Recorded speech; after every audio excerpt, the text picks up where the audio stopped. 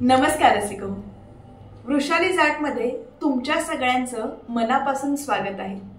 माणसाला अनेक छंद असतात। कोणाला गाणी म्हणायला आवडतं, कुणाला वाचन करायला आवडतं, कुणाला फिरायला आवडतं। तसंच मला सुद्धा वाचन करायला आवडतं, पण सध्या लायब्ररीत जाऊन पुस्तक आणणं तेवढं जमत नाहीये। पण माझ्याकडे वाचनाचा दुसरा एक सोपा मार्ग आहे, तो म्हणजे मी प्रतिलिपीवर म्हणजेच प्रतिलिपी ॲपवर वेगवेगळ्या कथा वाचत असते। अर्थात ते मोबाईल धरून असतंच, पण त्यामुळे मला वाचनाचा आनंद मिळतो। आणि त्यापैकीच मी सध्या एक पुनर्विवाह नावाची कथा वाचते। पुनर्विवाह ही जी कथा वाचतेय ती अशीच एक छान कथा आहे। ती मला माझ्या बहिणीने सजेस्ट केली की ती कथा ताई तू वाच म्हणून। त्या कथेच्या लेखिका आहेत प्रियांका सुभा कस्तुरी। यांनी ही कथा उत्तम मांडलेली आहे। आणि या कथेच्या समीक्षेदरम्यान एक उर्मिला नावाच्या लेखिका म्हणेन मी, कारण त्यांनी कवितेच्या रूपात या कथेवर टिप्पणी केलेली आहे, समीक्षा दिलेली आहे। त्या उर्मिलाजींनी जी ही कविता लिहिलेली आहे ती मला एवढी आवडली की आज मी ती तुमच्यासमोर सादर करण्याचा प्रयत्न करते। सुरुवात करूया आपल्या या कवितेला। कवितेचं नाव आहे त्याने माझा सखा व्हावं। त्याने माझा सखा व्हावं, त्याने नेहमी खळखळत्या नदीसारखं वहावं, प्राजक्तासारखं अलगद अंगणात बरसावं, वाऱ्यासारखं मनसोक्त घरभर बिरबिरत राहावं, माझ्यासोबत नसतानाही माझ्या मनात राहावं, त्याने माझा सखा व्हावं। मी उगीच त्याला डिवचावं, त्यानेही लटकेच रागवावं, गट्टी फू करत नकट नाक मुरडावं, गट्टी फू करत नकट नाक मुरडत उडवावं, मला ठसका बसताच पाठीवरून हात फिरवत त्याने मायेनं पाणी पाजावं, ठसका उरताच उरलेलं पाणी अंगावर ओतून पुन्हा चिडवावं, त्याने माझा सखा व्हावं।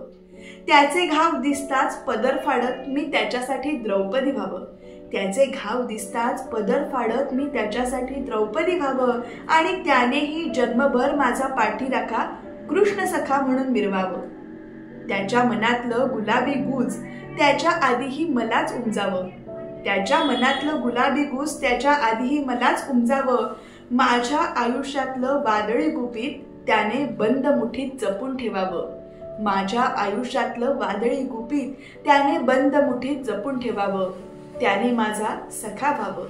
त्याच्या भाबड्या डोळ्यांमध्ये पाहत मी, त्याच्या भाबड्या डोळ्यांमध्ये पाहत मी त्याच्यासाठी भरभरून सुख मागावं, त्याच्यासाठी भरभरून सुख मागावं, त्याच्या माझ्या मैत्रीच्या बकुळीच्या सुगंधाला आयुष्यभर हृदयाच्या कुपीत जपावं, त्याच्या माझ्या मैत्रीच्या बकुळीच्या सुगंधाला आयुष्यभर हृदयाच्या कुपीत जपावं, त्याने माझा सखा व्हावं, त्याने माझा सखा व्हावं। कवयित्री आहेत उर्मिलाजी। खरंच ही कविता मला वाचताच खूप आवडली। आपल्याला सुद्धा अशा एका सख्याची, मित्राची खूप गरज असतेच, आणि त्यांना सुद्धा मैत्रिणीची किंवा सखीची गरज असतेच। खरंच त्याने माझा सखा व्हावं या कवितेमधून कवयित्रीने आपल्या मनातल्या ज्या काही भावना आहेत त्या खूप चांगल्या व्यक्त केल्या आहेत। तुम्हाला ही जर कविता वाचायची असेल किंवा पुनर्विवाह ही कथा वाचायची असेल तर मी त्या कथेची लिंक तुम्हाला डिस्क्रिप्शन बॉक्समध्ये देते। ती तुम्ही नक्की कथा वाचा। कथा खरंच खूप छान लिहिली आहे आणि लेखिकेला न्याय द्या। आणि ही कविता जर तुम्हाला आवडली असेल तर मला सुद्धा लाईक करायला विसरू नका, आणि अर्थात शेअर सबस्क्राईब करा, कारण तुमचं प्रेम मला जर मिळत गेलं तरच मला कविता वाचण्याचा किंवा सादर करण्याचा असा उत्साह येईल।